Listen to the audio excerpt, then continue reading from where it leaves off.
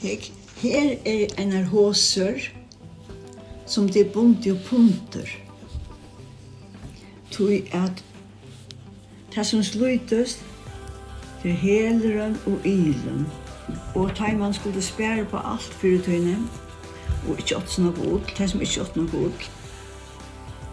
De får ikke køyre det her vekk. Det ikke slite fotableie. Det púra gott.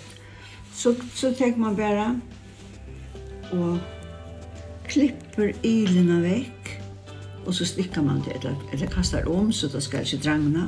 Og så tar man herfra, tar eina herfra, fra fotablanen, og her snett stopp, men det gjør ikke. Så tar man her eina og binder en hel, og så binder man ilina, og så tar man her eina på at det her er fotablanen. Og så binder man den ta. Så skal man bare si med at det her fast. Så hosan akkurat lika sterk som en nýggja.